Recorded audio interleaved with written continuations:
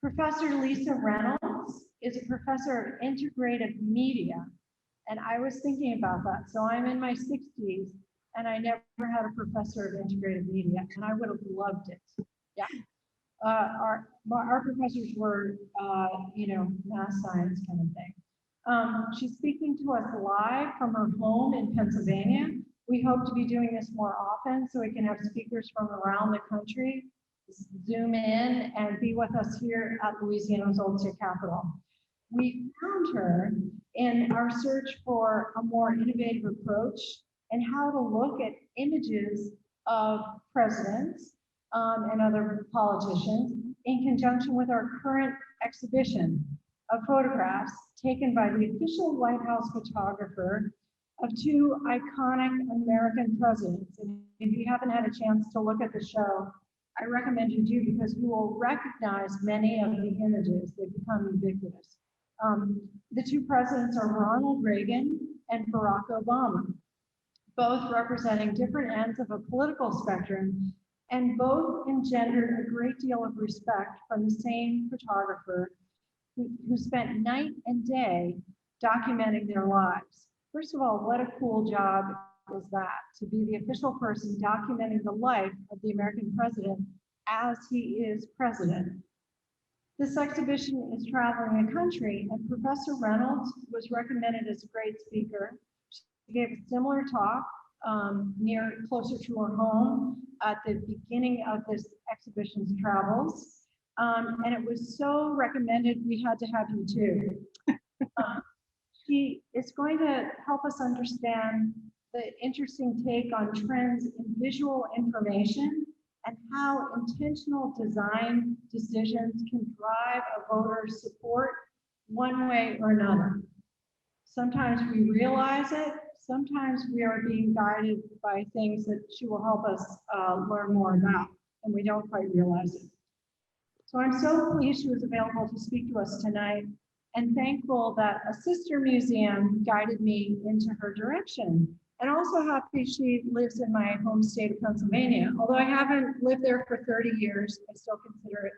The food's not as good as down here, so Lisa, you gotta come down and try some of our food. I can't wait, I'd love to. So please help me welcome Professor Reynolds and also all of our online visitors. Thank you all so much for coming, and thank you, Professor Reynolds. I'm going to attempt to share screen now with so that actually, why don't you go ahead and let me share my screen, so then that way, once my my slideshow comes up, we'll have that. Great. You just would need to allow that for me. So if you go to share screen and allow screen sharing for everyone. Okay, I think I've allowed you to do that. I forget every single time myself. I have forgotten every time. There we go. All right. So I'm just going to go ahead and pop our first slide up as I make my opening remarks. And I want to thank you so much, Caroline, for your kind words and for having me as your first lecturer to kick off the show. I'm incredibly honored to be kicking off this show for you guys. We were fortunate to have the first run of the show up at Wilkes University, my home school.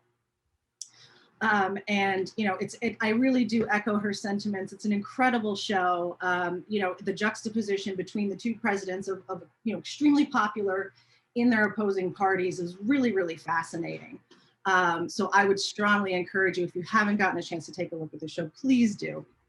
And again, I just want to thank Caroline and her whole team at the Old State House for having me. They're super professional and did such an excellent job coordinating this whole effort, and I'm thrilled to be here.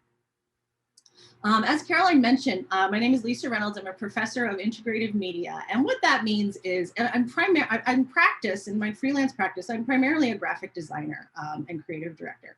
So I teach mostly foundational graphic design, and the reason that we call it integrative media and we don't call it just straight up design, because it's really important to us that we're looking at all of the different ways that people communicate visually, not just still, print images. We look at motion, we look at animation, we even look at gaming as different ways that people visually communicate. I popped this slide up. This is a lecture that I actually give to undergraduate students as well. So you guys are sort of being treated to a little bit of our teaching right now. And I put this slide up because it's really, really important to me that the students learn how to set their own personal feelings aside when it comes to design and it comes to creative. I'm going to just read it really quickly. Politics is not off limits, but when the topic comes up, you can be sure we are talking about design and not pushing an agenda or endorsing a candidate. Doing so can only lessen the impact of our design discussion. We are professional graphic designers who have dedicated our lives to design, not politics. You don't care what our views are, do you? So I just thought, Adrian Naft, who's a very famous design critic, put it really succinctly when he said, you have to check your feelings at the door. And this is the case with any design project, not just a political project. Of course, we all have our own moral standards and our own feelings about the work that we will and will not do. But when we are looking critically at the effectiveness of a visual communication, setting our personal feelings aside is wildly important. The cool thing about presidential graphics is that they are pure, distilled, singular concept communicated as succinctly as possible. And over time, they earn a little bit more of a contextless existence than they had when they were initially released, as they go through the layers of history. And initially, these were stories that were told by the audience rather than the rhetor. And I will talk to you a little bit about what that means in a minute.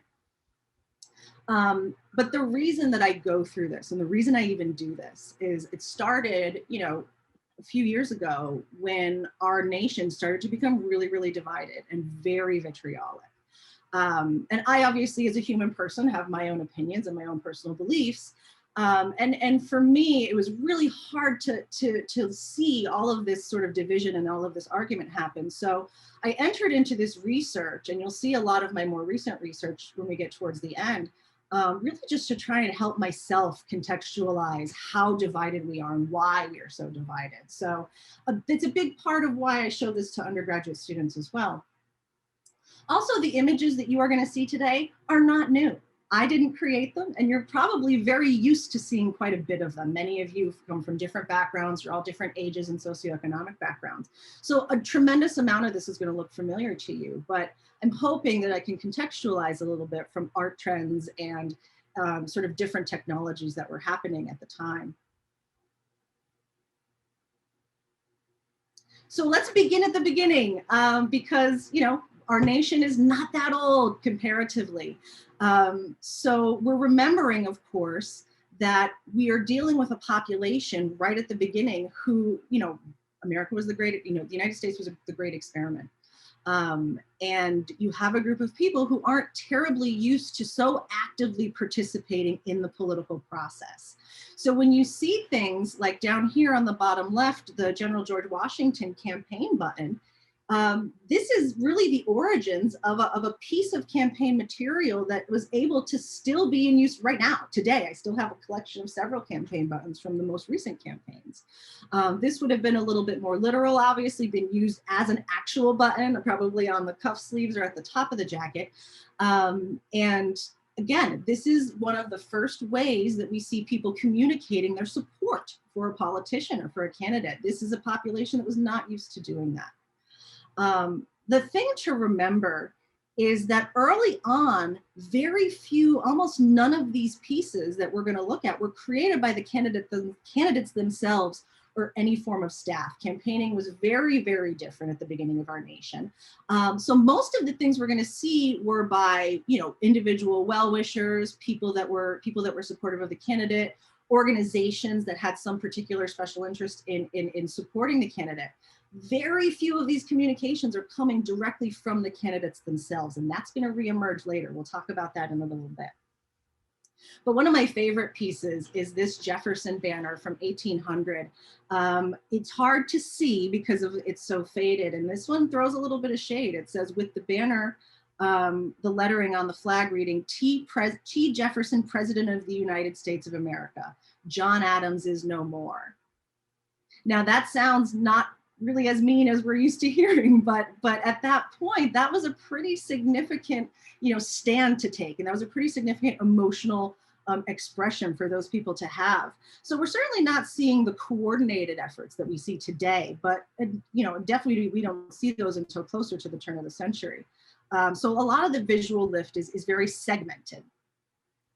The image on the bottom right and then on the top left are both images that are representative of Abraham Lincoln, but not created by Abraham Lincoln or anyone that was part of his organization.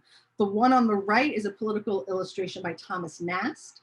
And if you guys are familiar at all with any sort of publication history, we know that Thomas Nast was a very, very famous battlefield illustrator who worked in the inception of magazines very early in the life of magazines. So when you're talking about the dissemination of information, not only is it new to the population to be able to have this level of participation in our democracy, but they're also engaged in the rhetoric. They're also engaged in the conversation. They're engaged in the sort of high-minded conversations that would only be happening in a certain class of society that are now accessible to more of a mass market. So another really exciting development. We also see on the upper left, that's a cover for a songbook.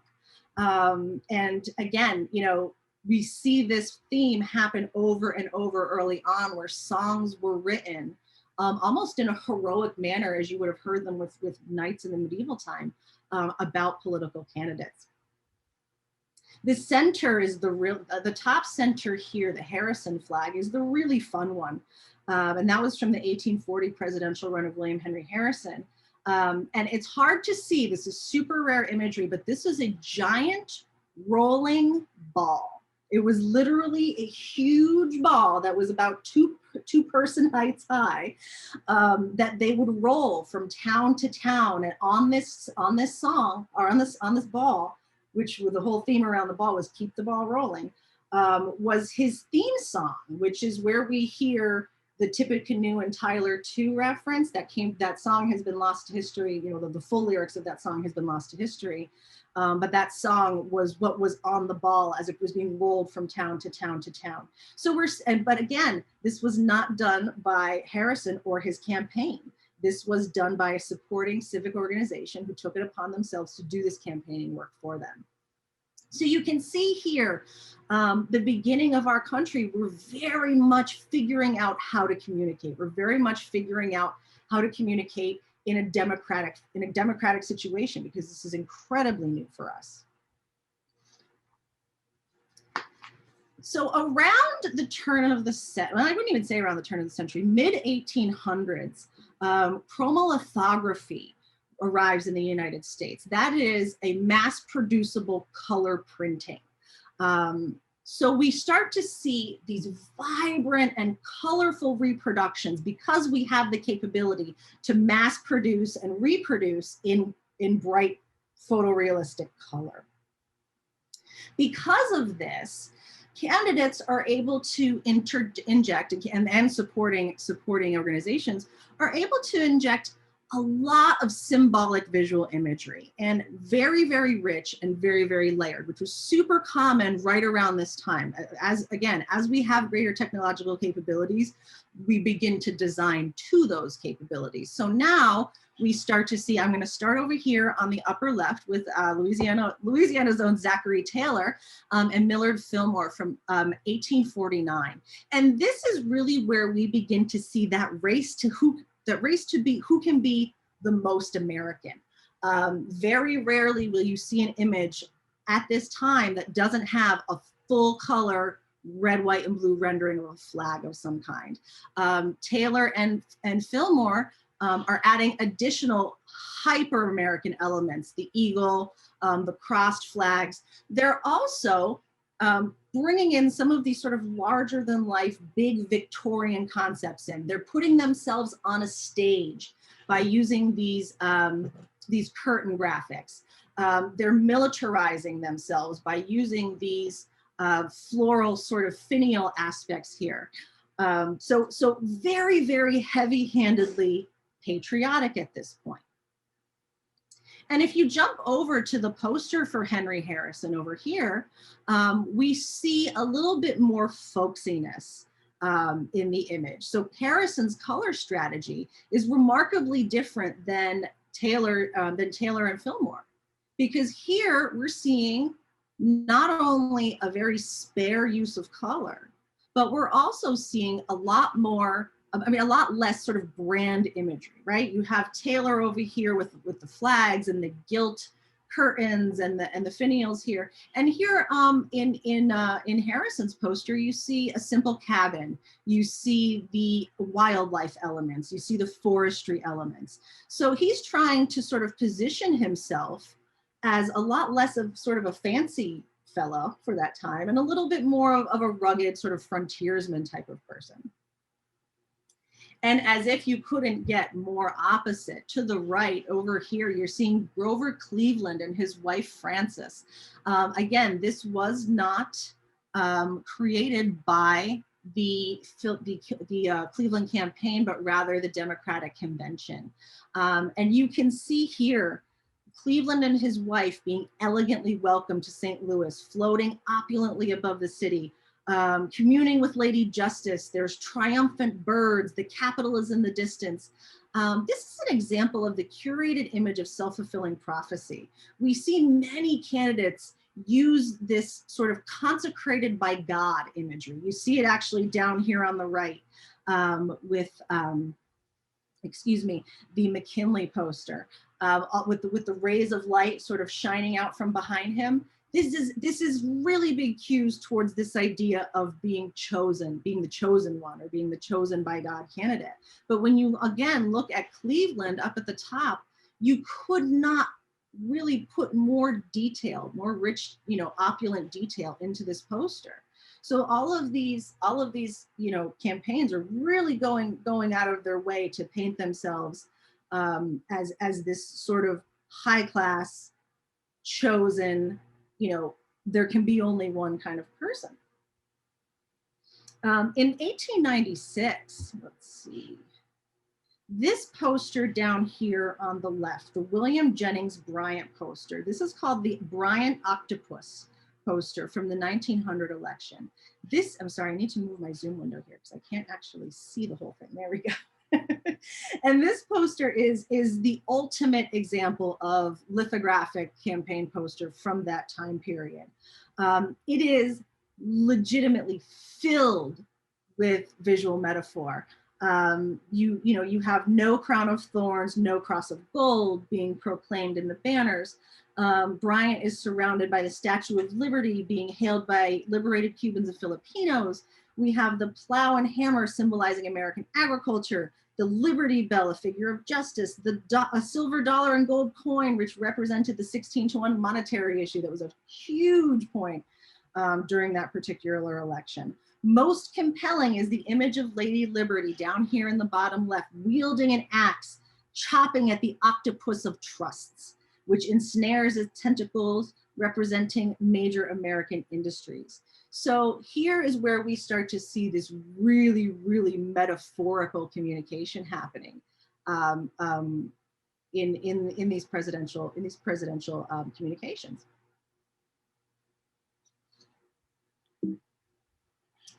This is where we get to the fun part, Mr. Teddy Roosevelt. So those of you familiar with Teddy Roosevelt know that his first term in office he was not elected to that first term. He was ascended to the presidency after the assassination of William McKinley. He was very, very boisterous, and he always had this personality. But when he actually had to run for, and during the Industrial Revolution, that's exactly the kind of president that we needed. We needed someone who was energetic, who was innovative, who was excited, and who was poised to sort of oversee this massive growth that we were seeing during the Industrial Revolution. But when it came time for Teddy Roosevelt to actually run, there was something that was happening in the United States that made him change the way he communicated a little bit, and that is captains of industry. This idea of captains of industry was, again, because of the Industrial Revolution, was really just coming into significance. So the power and the leadership of these people that were overseeing these industries was incredibly important to politics in a way that it hadn't really been in the same way before Teddy Roosevelt. So we see here this top line of posters, at least the first three on the left from the 1904 election. We see a very sober Teddy Roosevelt. We see a very calm looking. We don't see the big toothy smile. We don't see the boisterousness. We certainly don't see, the Wild West sort of costume that he had taken to wearing. We see a much more subdued version of Teddy Roosevelt. And that is very much because although he had the support of the nation and he had the support of its people, he still had to garner the support of those wealthy industrialists, and they wanted someone steadfast. They wanted someone smart, and they wanted someone serious. And that's what Teddy Roosevelt was serving up in his initial campaign materials in 1904. And actually, even a little bit in 1912, although we have these small additions where he mentions the Bull Moose Party and the infamous carry a big stick line. So we do start to see him bring a little bit more of his personality into it in the 1912 election. And then down here at the bottom in this 1912 poster, this is when we start to see the Teddy Roosevelt that we know and that is familiar to us. The boisterous cowboy figure cheekily lounging with Lady Liberty. Conversely, the image on the left represents a serious sheriff, the police of the world. As we know, Roosevelt was an expansionist, and we know that he did see himself and the United States very much on the world stage. So you see, I think, two very different disjointed campaign communications coming in 1912. But in 1912, he was able to be himself a little bit more. He was able to be that boisterous Teddy Roosevelt that the nation loved. So we really do see that progression as it happens through his art. And then we're gonna just fly forward a bit. We're gonna jump right over the intervening years and jump right up to his cousin FDR. In 1932, when FDR ran the first time, we all remember the country was in a very different place than it was when Teddy ran the first time. We're talking about, the massive economic crash and crisis that we found ourselves in. So the people of the United States were looking for a savior. There's absolutely no doubt about that. The person that was going to win that election was the person that was going to save us. So when we look at Roosevelt from 1932, down here in the bottom left corner, we see a tremendous focus on the man himself, where you're not seeing that those same images that we saw in the chromolithography back in the mid 1800s, with all of the sort of rich, opulent detail and all of that visual metaphor, that has all been wiped away. And we are simply looking at one man, one savior, one person who's going to save us all. It's a pastoral face. He's always very, very serious. And one thing that his cousin started that he kept going was that he is engaging directly with the camera. You did not see that previously. All of these images are people looking off into the distance or looking up hopefully, where Teddy was the first person to look you directly in the eyes.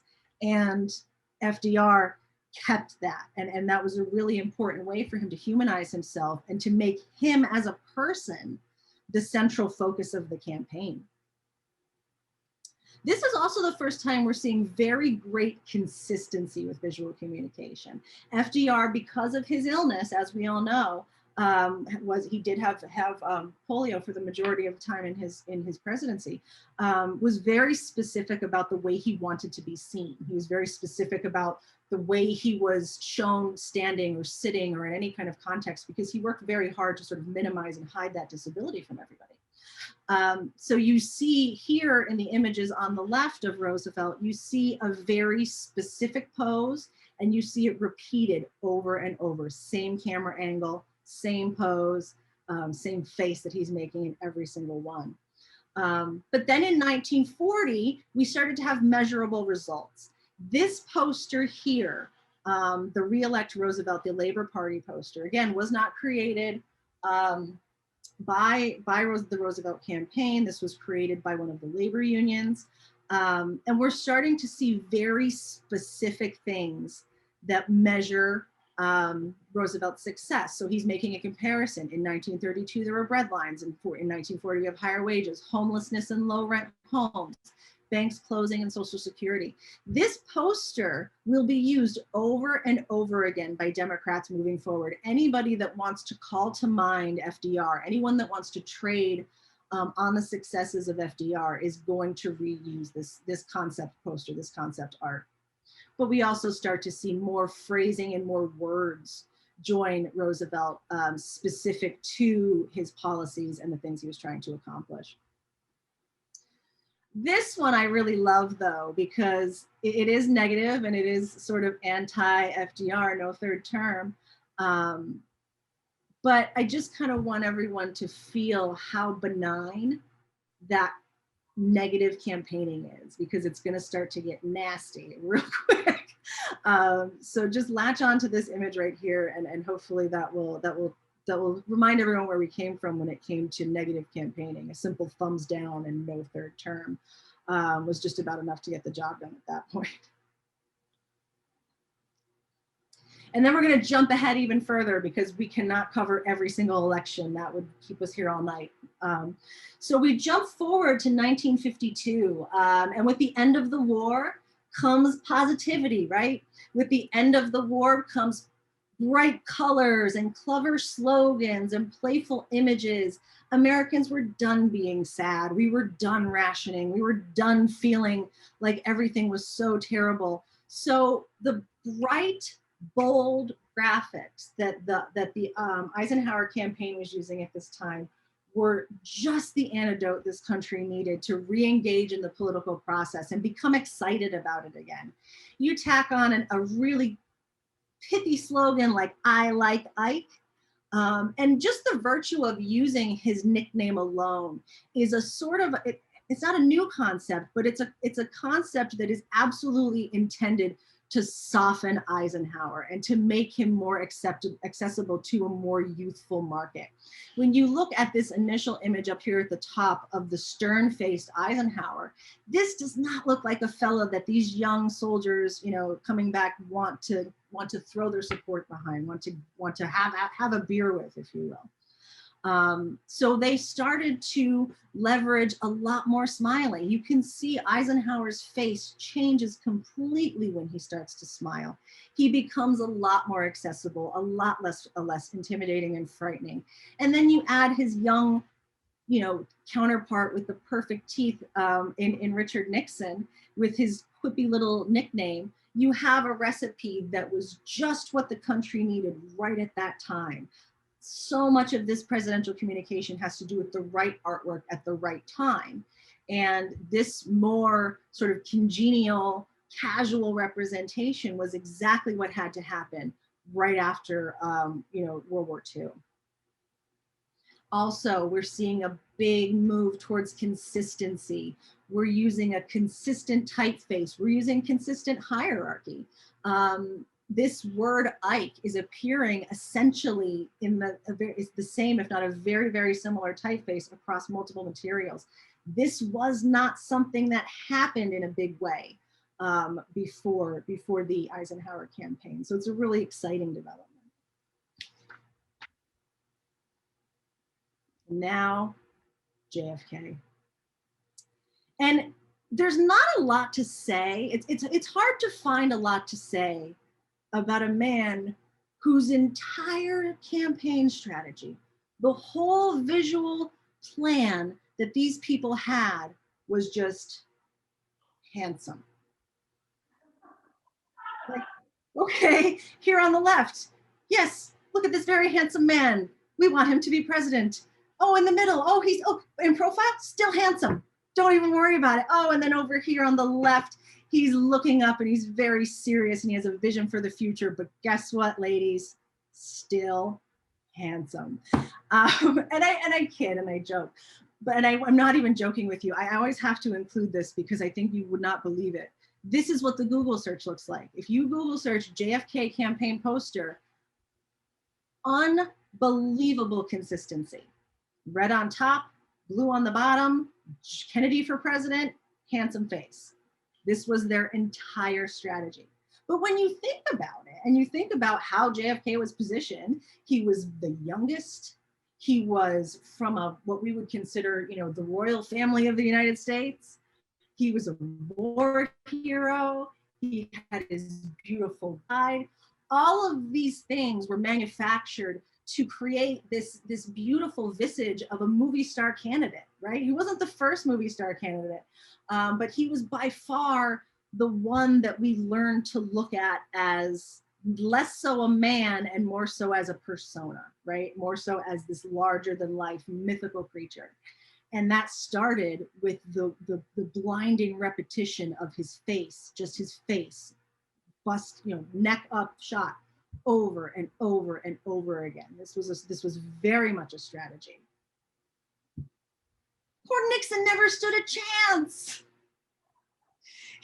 When you look comparatively at Mr. Movie Star here with his fancy hairdo, and then poor Richard Nixon down here, the elder statesman, who's trying his best to create a face that looks like someone that you would want to be friends with. We realize how much lift Eisenhower was doing on those other pieces.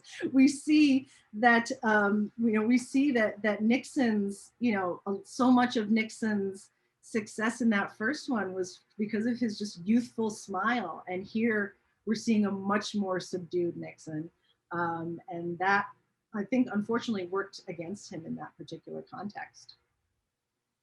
But don't worry, because in 1968, Nixon found his razzle dazzle, because we got really jazzy in 1968.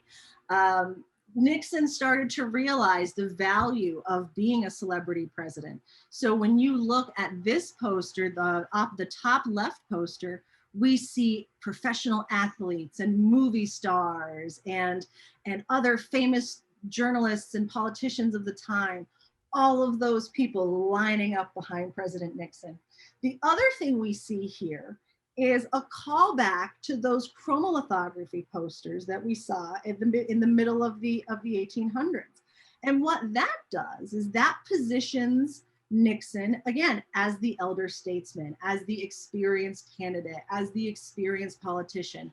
We see it again repeated over here on the button, where he puts himself right center position along with some of our nation's greatest presidents. We also see him bringing the sparkle a little bit when it comes to this really fun paper dress. This is a dress that was made out of that sort of unrippable paper. It's like you get wristbands made out of it and things like that. It's like a Tyvek. And these were given out at the Republican convention ahead of the 1968 election as just a promotional item. And this is probably one of the most unique promotional items that I've seen throughout my research. And even in this image too, where you see Nixon with the full smile, we really do see him trying to almost have like a little bit of a game show appeal in that particular campaign. And then he rocks it right into the 70s, where you see, again, we're calling back to that chromolithography style of design. Here we're leveraging a little bit of photography and showing Nixon with some really important people, but still we're still seeing that sort of centralized design style. Here on the left is another really interesting one, Young Voters for the President. This is that reemergence of what I'm liking to call fan art. These campaign communications, by the time we get to Nixon, are much more calculated. They're much more planned and strategic. But they still had groups going out on their own. This was literally created by Young Voters for the President. It was an organization at the time. You still have these groups going out and producing things on behalf of the campaigns, which is a really exciting callback to our early political history. I do like to tuck poor little Hubert Humphrey in here though, from 1968, because although it wasn't successful, this is going to come back again later, this idea of boiling down a human being to just one sort of succinct group of symbols. Humphrey was the first person to do it, though unsuccessfully, but we're going to see a little bit more of it as we move forward. Oh, we got to get back on the slides. Here we go. Now we're at Jimmy Carter. Jimmy Carter, outside of Shirley Chisholm, who we can spend an entire lecture on, so I didn't want to include her and shortchange her. But Jimmy Carter was one of the only candidates to ever go outside of the red, white, and blue color scheme. And this was a big deal at that time, because as we've seen moving up, you know, every presidential election has been a race to prove that you are the most patriotic person. So for Carter to leverage that green was a big, big risk. But it fits with their obvious campaign strategy, because one thing that we see here with Jimmy Carter is this is one of the first representations we're seeing that's quite as casual as it is. We have that open neck shirt, we have the sleeves rolled up, we have the casual pose. All of that is meant to play up Jimmy Carter's persona as the humble peanut farmer, right? All of that is intended to be able to paint Jimmy Carter as this political outsider, not sort of entrenched politician, homegrown, homespun, you know, aw shucks kind of good guy. We see that very much down here in the grin will win with that great big Jimmy Carter smile and the peanut graphic. The really interesting part here, though, this is where it gets really interesting, is the JC Can Save America poster. This is a poster that was created by, and I'm actually going to quote the site so that I get it right. An article by David Swartz for the religious website Patheos talks about the tale of Bailey Smith, who at the time was the president of the Southern Baptist Convention in the 1970s. And he, quote, told a crowd of 15,000 that the nation needs a born-again man in the White House, and his initials are the same as our Lord's. Supporters mass-produced pins that read JC. JC will save America. JC can save America. Born-again Christian for Jimmy Carter. One poster depicted Carter with long flowing hair, dressed in biblical garb with the caption, JC can save America, which we see here. As far as I know, Carter did not engineer this rhetoric. In fact, I imagine he would have seen it as theologically problematic. But his overenthusiastic supporters nonetheless designed initials and ambiguous body of campaign ephemera, insinuating that Jimmy Carter was a political surrogate for Jesus Christ himself, end quote.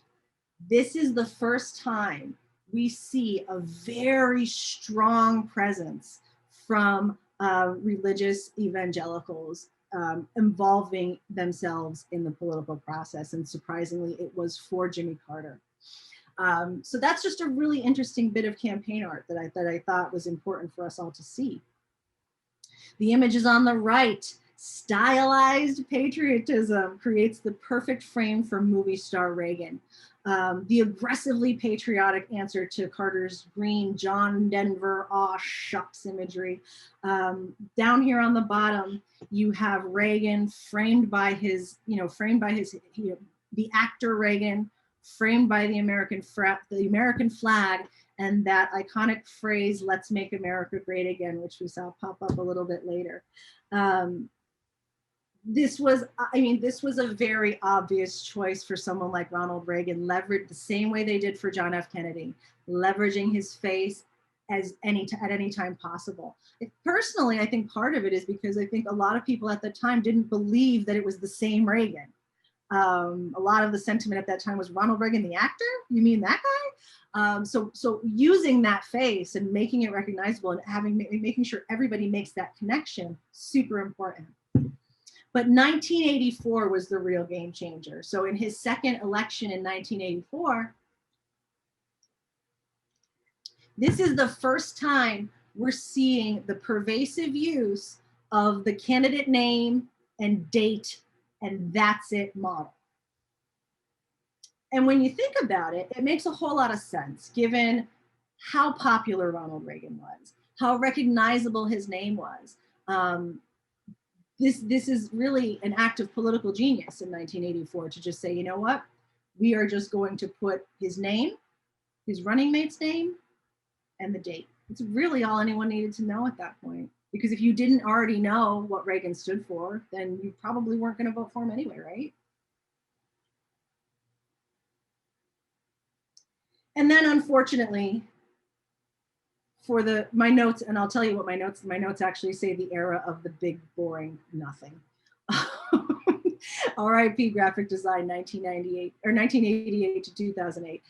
For the next 20 years, we basically see the exact same formula over and over and over again. Now, of course, there's variations. We're using, big, bold typefaces for some candidates. We're using some more, thinner and more delicate typefaces for other candidates. We're using all kinds of different versions of the deconstructed flag, right? You started to see a little bit of creativity in 04 with the bumper stickers, the W bumper stickers, super popular. You saw them everywhere. That was really the only kind of deviation that you saw happen from the sort of formula of last name, year, last name, year. In 2008, John McCain, I think, tried to bring a little bit of diversity to the field when he pushed away necessarily from red, white, and blue and moved into more of the blue and gold space, likely because of his veteran status. Also leveraging the nautical star again as a reference to his military service, which was very, very honorable.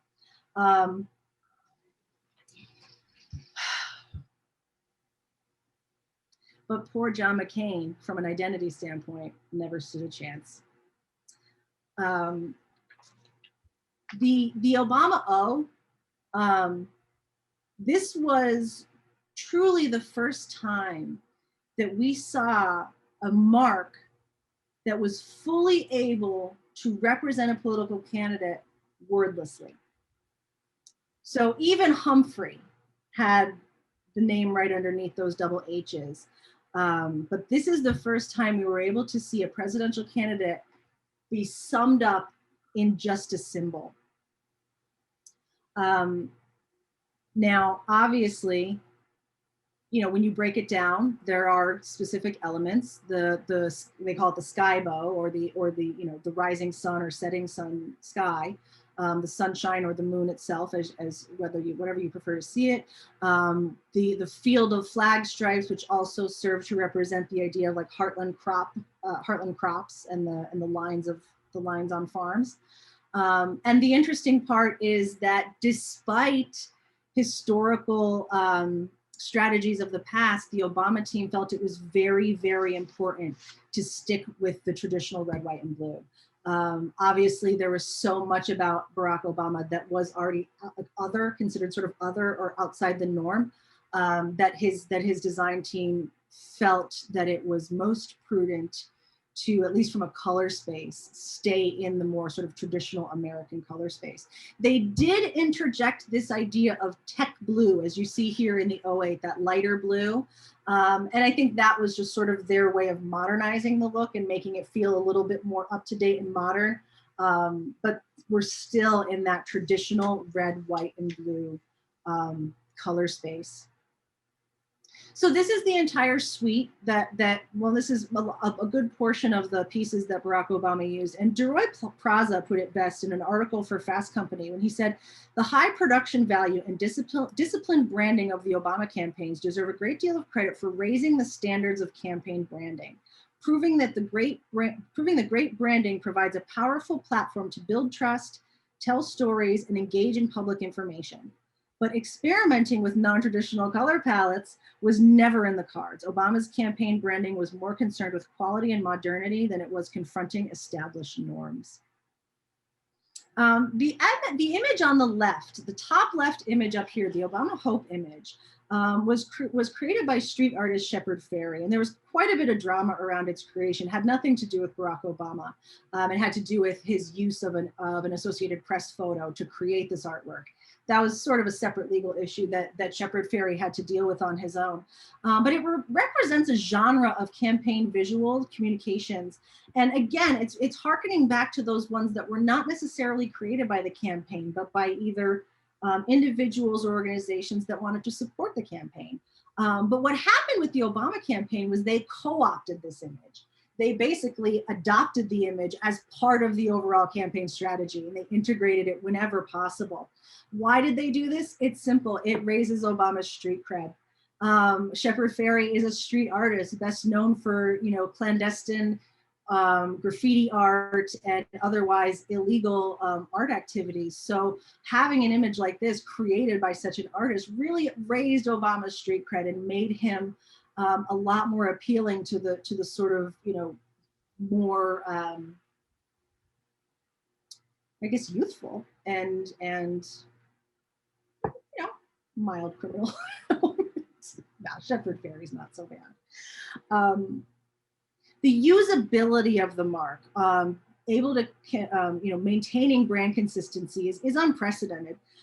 It didn't work for Hubert Humphrey, it worked for Obama. And I think that goes back to, again, a lot of that the timing has to be right. It has to be the right time for the right graphics. We saw Eisenhower come out with those bright, cheerful, happy graphics when the country needed it most. But when you look at the watershed that Barack Obama was campaigning during, it's all technology based. So when you have, you know, so Margaret Kubach is a famous curator, and she said the last decade has seen a dramatic shift in how political visual material is produced and disseminated. Technology has democratized the medium. Anyone with a smartphone is a designer, and anyone can now share their work instantly with a global audience. We saw the rise, the inception and the rise of social media pretty much coinciding with Barack Obama's campaign. And the fascinating part about that is that that's where he plays best. Barack Obama, regardless of your support of him, is a gifted orator, and he's best when he can speak directly to people. And social media did just that. The Obama campaign reached 5 million supporters on 15 different social networks during the course of the campaign. Obama had 2.5 million, and some sources say 3.2 million Facebook supporters, and 115,000 Twitter followers and 50 million viewers of his YouTube channel. This, you know, Mitt Romney in the second election in 2012 didn't even come close to those numbers. So you see his campaign rising to that. And all of these graphics on the bottom were created by the campaign and downloadable for you as the individual to be able to share out on your own social media platforms. So this is the massive revolution that we see during that 2008 campaign.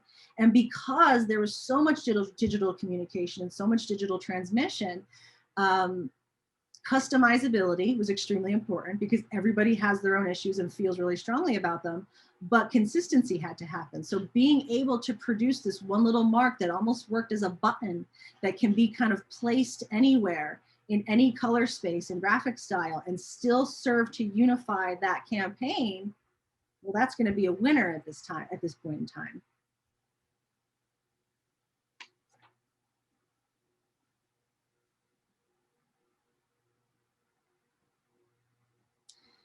And unfortunately, not unlike John McCain before him, comparatively, Mitt Romney just did not get there. You see his attempt, absolutely. You see that attempt here on the left with the sort of waterfall flag that's creating that letter R. But unfortunately, it just doesn't have the finish and the completeness and also the additional visual metaphor that the O has, that the Obama O has. So it was just not really gonna do it. So then 2016, how are we doing on time? Oh, we're doing great on time. Okay, we've been at this for quite some time. So I should probably move a little bit more quickly. So in 2016, this was our field.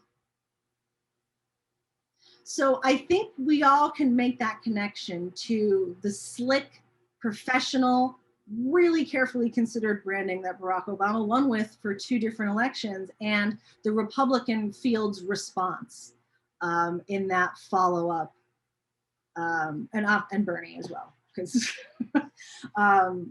so in 2016, you see all of those presidential Republican candidates start to step up their game when it comes to logos. We are focusing strongly on the name, right? We see tons of name hierarchy here. We see very little graphic work. The graphics are even minimized when they exist, like Rubio's tiny little United States here. And you even see Louisiana's own Bobby Jindal staying away from things that maybe are more symbolic, and the visual weight is very much equally distributed between his name and the monogram mark. You see something similar with Bernie Sanders, where they're using the first name, which is really, really important for him, but they're also creating this really neat little illustration that sort of highlights the very specific physical aspects of Bernie Sanders. We're going to see a lot of that in the 2020 field when we look at the Democratic primary candidates for the 2020 field. But this is just a really nice opportunity to see how the Republican approach changed as a result of the two successful Obama campaigns. And then there was this nightmare. I joke, I shouldn't call it a nightmare. This logo was designed by probably one of the most famous graphic designers in the world, Michael Beirut, out of a studio in New York City called Pentagram. And it was created very much as a containment system, and I'll explain what that means in a minute, but it was met with tremendous criticism when this was released.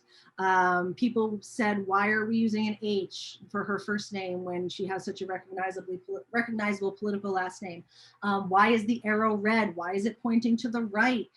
There was a great deal of debate from the design community when this logo first came out, but Michael Beirut, really doubled down on the idea that it was very simple. He said in the 99% Invisible podcast, it's an H because of the candidate's name. It's an arrow because she wants to move America forward, and it's red and blue because America. That was it. That was pretty much the wisdom behind the creation of this shape. But as we're seeing here a little bit, it was also made specifically to integrate into additional campaign messaging and not just exist on its own in a vacuum. It was very much designed to be part of a typographic system when it came to headlines. It was designed to be able to be used at campaign headquarters. It was designed to be able to be customized depending on what issues are important to you. I'm going to play a real quick video. And this, I think, illustrates the sort of concept behind it better than I could even say.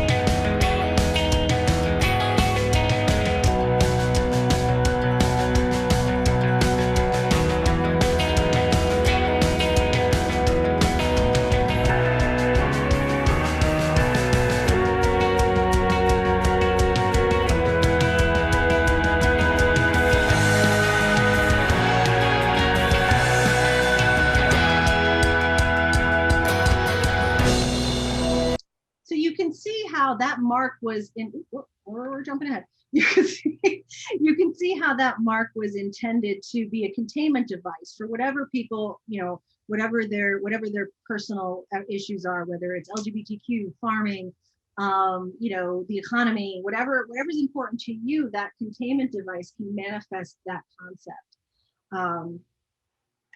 So then that brings us to, her competitor, the Trump logo. The logo on the top right was released on a Friday at the beginning of the 2016 campaign cycle, and was met with a lot of criticism. It was met with a lot of sort of almost like teasing about the T and the P and the sort of interlocking nature of them. So the next day, Saturday morning, supporters woke up to the website having been wiped of this logo up here in the upper right corner and replaced with the one on the left. Obviously, we're seeing very specific typeface choices. It's big, it's bold, it's all caps. And it's focused on the name. Again, that's what they're leveraging. They're leveraging the thing that is most recognizable and most important and easiest to latch onto. That name Trump, especially at that time, was synonymous with success, synonymous with, with wealth and power and all of those things. So eliminating all of the other sort of visual clutter and focusing in on that name real big made all the sense in the world. But if you were to ask anybody who the star was of the 2016 election, it was this guy. It was the red hat. The origins of the red hat are really interesting. The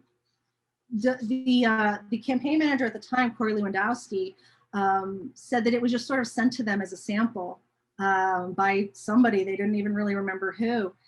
They showed it to Donald Trump and he said, I like it. Let's tweak it, but more or less, let's keep it this way. The DIY nature of the hat, this is from George Lois of the LA Times. The DIY nature of the hat embodies the wares of a self-made man and intentionally distances itself from the well-established and unassailable high design brand concepts of the Hillary and Obama campaign. Tasteful design becomes suspect. The trucker cap is as American as apple pie and baseball. This symbol is a symbol to the base, to the Trump campaign supporters, that it's the everyman symbol. It's the local guy down the street. It's the next door neighbor you want to have a beer with. It's undesigned, and designers get real mad about it. Designers get really hurt about it, but no one wants to give Trump credit for this because it's not something that we as designers had our hand in, right? Michael Beirut didn't make it. It's not the Obama but it should be something that designers think about. Good design doesn't necessarily mean effective design, right? I wouldn't call this high design. I don't know that anybody would. It's Times New Roman, all caps on a red hat with white embroidery. From a design standpoint, this is not magic, but it was incredibly effective. The nature of it was incredibly effective because it spoke directly to who he was trying to speak to in a way that no one had accessed that group of people before. The rest of Trump's campaign, and this is when it becomes really interesting, the rest of the Trump campaign was driven primarily by photography and by home-created social media graphics. And unlike other campaigns, like we saw with Barack Obama, we saw with Hillary Clinton, the Trump campaign was not releasing, slick designed, ready-made social media graphics. They handed the keys over to their supporters to create whatever their sort of heart desired. So it's really interesting when you look back at the sort of visual identity of the Trump campaign. It's rally photography, it's home created Facebook graphics, and it's the red hat. And this was, much to the designer's dismay, one of the most effective ways of visually communicating that we've seen in quite some time. So it really was a bit of an anomaly when it comes to the coordinated campaign graphics that we were seeing. And these are just a few more. These were absolutely material, campaign things, posters, flags, t-shirts that were sold at all of the rallies, at all of the, we'll talk about this, at the Trump stores. So this was imagery that was very much espoused by the campaign. And then in 2020, all of the people competing for that Democratic nomination really went wild with their marks. We started to see all sorts of colors across the board. We had an unprecedented number of female candidates entering the fold. And one thing that you'll notice if you look at all of the female logos, all of them are outside of that red, white, and blue color scheme. Kamala Harris is actually, that particular shade of yellow is very much the shade that was used in Shirley Chisholm's campaign. So it's believed that is a little bit of a tribute to that. But if you look at Amy Klobuchar, if you look at Tulsi, Marianne, Kamala Harris, even Elizabeth Warren, all of the female candidates went outside of that red, white, and blue color space, further sort of reinforcing them as different, right? As again, as other. But we also saw some of the more mainstream candidates move out of that color space. And we're moving a lot more into this whole first name concept. Pete, Bernie, Beto, Julian, Corey, Marianne, they're all moving into that sort of more personal first name, easy to sort of personalize the candidate identity. I'm sorry, we're moving really quickly, but I realize I've already been talking for an hour. So we'll move through this really quickly. As Caroline mentioned, I am from Pennsylvania. We are my school, Wilkes University, is situated in the northeast corner of Pennsylvania. As we know, Pennsylvania is historically a battleground state and was very relevant in the 2020 election and in the 2016 election. A number of political analysts have visited our area because we do tend to predict, the elections and oftentimes how our county votes is who wins. It did not happen this time, but we are a fairly significant area politically. So as I said, as we were entering the 2020 cycle, particularly, I was having a very hard time sort of processing all of the, the hatefulness and the arguments. So I really just drove around my area and took pictures and really tried to understand, each different party's position and how they were communicating. So the following slides, we're just going to kind of see, some of what I saw. So a couple conclusions that I can come to. We'll start with the Trump supporters and then we'll do the Biden supporters. Trump supporters are a very strong and vocal community. I think we can all, attest to that being truthful. And they enjoy the unified sort of celebratory feel of the campaign. It's a really strong sort of close-knit community of supporters. One byproduct of the voracious support is rather uncharacteristically a high value placed on self-expression. You'll see what I mean in a minute. This picture is from the yard of my neighbor's, my mother-in-law's neighbor. we were in my mother-in-law's neighborhood, picking her up one morning to take her on a road trip out to New Jersey. And this is what I saw in her neighbor's yard. Now I know this man, I've met him several times. He came to my father-in-law's funeral services. We have conversations every time we're in the yard. And it appears here, and I didn't speak to him this day, he wasn't outside, but it appears here that somebody stole his Trump sign and he reacted in this way. You stole my sign, but he's still going to win Trump 2020. Later that night, rather late at night, we came back to drop my mother-in-law off after the trip, and this is what we saw. So anyone who has practiced art knows that artists make art that is reactive to the things that they see and hear around them. It's an expression of their experience, of their lived experience. So this man, whether he knows it or not, made an art. His self-expression, the way he expressed his frustration at his sign being stolen, was to put in tons and tons of signs, right? To create this critical mass, this overabundance of signs. And I don't know if he realizes that. And I don't know if he would enjoy the fact that he made art, but he did, very much so. And we saw a lot of this during the campaign coming from both sides. What I noticed was that Trump supporters were pretty straightforward. They generally stuck with espoused campaign graphics. They stuck with the signs, they stuck with the flags, all of the sort of endorsed, released graphics. They just did a lot of it. It was what I noticed was a lot of repetition. They liked not one flag, but several flags, not one sign, but several signs. So that was a really interesting phenomenon that I noticed. I also noticed an intense personalization. We saw a tremendous number of these cardboard cutouts on people's porches. We even see these stickers, these decals that you can put on your car window that look as if the candidate is riding in the car with you. We're drawing our little caricatures. We're blessing him with our blessing. This is all very, very personal communications. And I think you also see that visually at rallies and from Trump supporters, that their support is very, very personal. It is very, very important to them.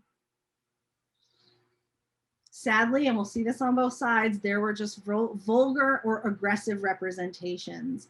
You know, as customizable as everything is, we were seeing some things that maybe were a little tough to explain to our kids, and tough to explain to people who don't necessarily feel quite as strongly. So that was a little bit of an interesting development that we really haven't seen this level. And again, it happened on both sides. We really haven't seen this level of vitriol quite at the presidential level until this year. This was another fascinating phenomenon to me, is the stores, the actual brick and mortar stores that would pop up in random places.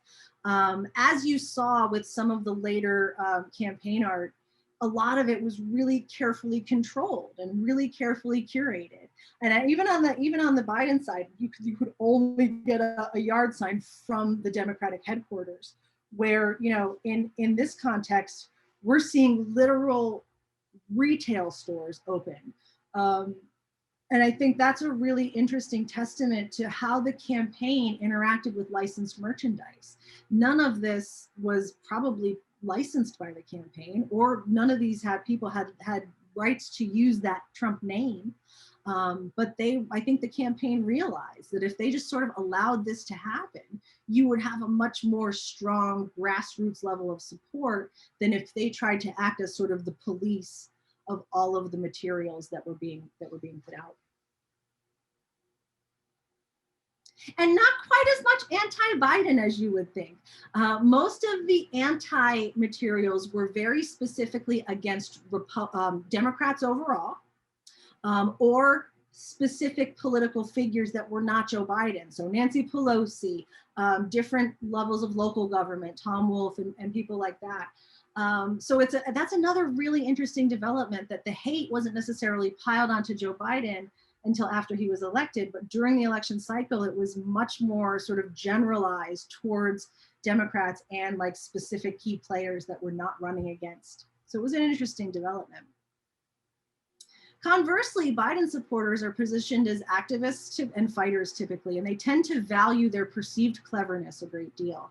On the rare occasions that Biden supporters went off brand, the designs still tended to appear professionally created, which was another interesting hallmark that we noticed.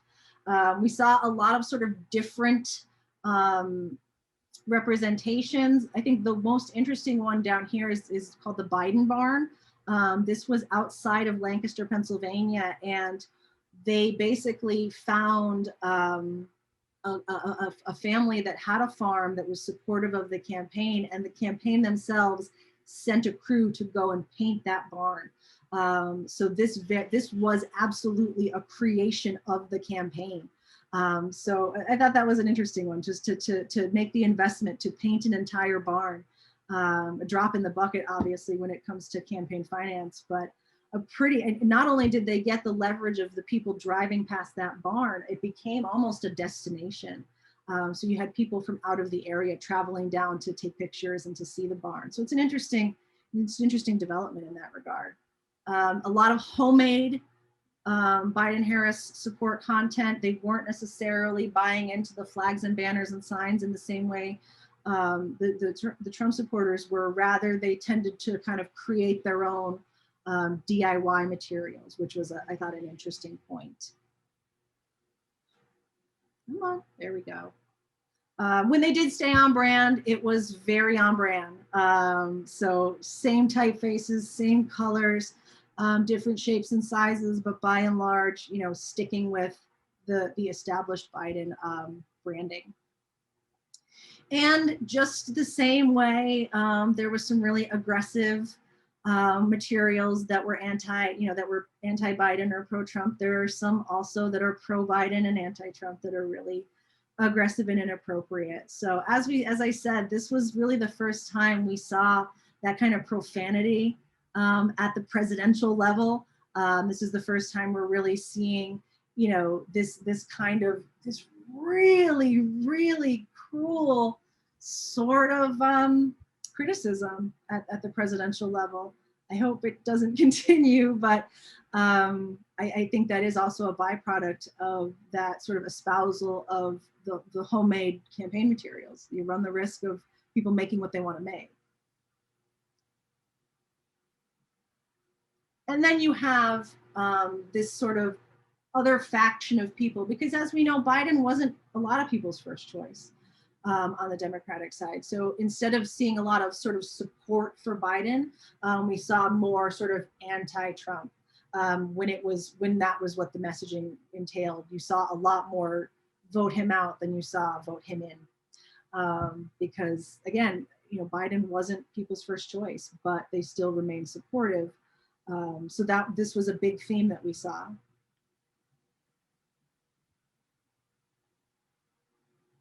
And then we just started to get a little punchy, I think, at the end. and you started to see the funny ones. We saw a Kanye sign. We saw the Trump hates pierogies out of Pittsburgh. So you started to see people have a little bit of a sense of humor about the whole thing, which I think, in such a vitriolic cycle was really, really fun. We're going to end it, I promise. This is the last topic we're going to look at, but I just wanted to take a real quick swing through the website merch before we take questions. Looking at the site that was live during the election, the Trump merchandise is very, very straightforward. Phrasing is very specific. Latinos for Trump, fill that seat, peaceful protester. All of them are very sort of succinct, 1 or 2 or 3 word phrases, and they are all applied to sort of very everyday objects, right? Your beer glasses, your pins, your flags, Christmas ornaments, children's toys, things like that. So while the volume of things that they made was significant, you could get a Trump anything anywhere, the campaign website wasn't always necessarily the place to get it. I think those retail stores and those sort of more homespun, licensed unlicensed graphics that we saw were really the norm as far as Trump merchandise. The website wasn't really rich with a lot of content. Conversely, you have the Biden merch, which, yes, there was the sort of branded Biden-Harris, that we all expect to see, but we also saw, again, that acknowledgement of Joe Biden not being everyone's first choice. So the Biden campaign did the smart thing and created merchandise that maybe minimized Joe or didn't really have him on it at all and focused more on specific issues that people might espouse. So it made a lot of sense when you look at it through that context. You also saw the Biden campaign bringing in a little bit more new media technology. So they had an Animal Crossing environment. They had Zoom backgrounds. They had printable placards and mobile games that were sort of based on campaign information. So you really did see a little bit more of a digital sort of acknowledgement coming from that side. Oh my goodness, I'm so sorry. I went so long. But I think we covered, almost 250 years of history in just over an hour. So I think that we did okay. Were there any questions? Yeah, can you hear us all clapping for you? Oh, no, but thank you so much. Thank you, everybody. I just gotta say, I personally didn't think it was too long because it was cool to go through that campaign in such a fun, civil way, right? I really do hope that that nobody felt, pressured to feel one way or another.